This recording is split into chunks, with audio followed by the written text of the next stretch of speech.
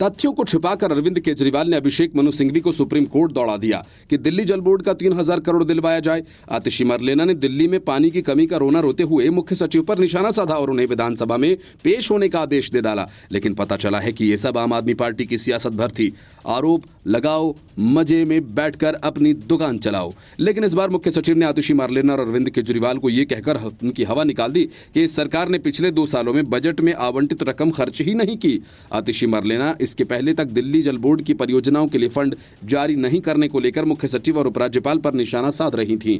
इसके बाद फंड जारी किए गए। अब मामले में एक नया मोड़ आया है। मुख्य सचिव नरेश कुमार द्वारा जल मंत्री आतिशी को सौंपी गई एक हालिया रिपोर्ट में दावा किया गया कि बोर्ड ने पिछले 2 बजट में आवंटित की गई राशि का एक बड़ा हिस्सा खर्च ही नहीं किया। रिपोर्ट में यह भी कहा गया कि 58% पानी या तो रास्ते में बर्बाद हो जाता है या चोरी हो जाता है, जिससे शहर के कुछ हिस्सों में पीने योग्य पानी का संकट बना रहता है। वहीं लगभग 29% वेस्ट वाटर को बिना ट्रीट किए सीधा नदियों में डाल दिया जाता है, क्योंकि सीवेज ट्रीटमेंट प्लांट की क्षमता खराब है।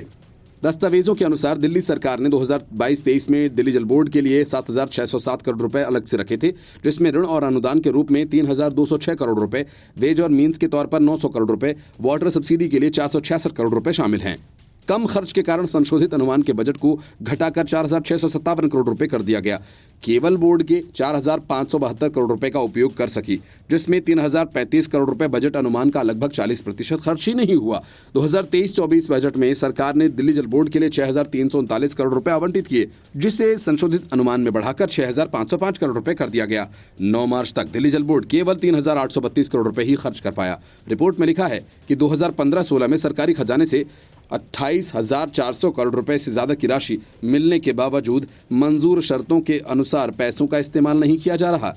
इसकी तरफ सीएजी ने अपनी रिपोर्ट में इशारा किया था। बैलेंस शीट तैयार न होने से सीएजी ऑडिट में देरी हुई है और इस संबंध के काम करने के तरीके की जांच जरूरत है। ये भी दावा किया गया कि औसत जल उत्पादन लगभग 68 मिलियन गैलन प्रतिदिन बढ़ गया है। 2020-21 में 927 MGD था, जो 2022-23 में बढ़कर 995 MGD हो गया है। इस दौरान पानी की चोरी भी बढ़ गई, जबकि लोगों तक पानी की डिलीवरी में कमी आई है।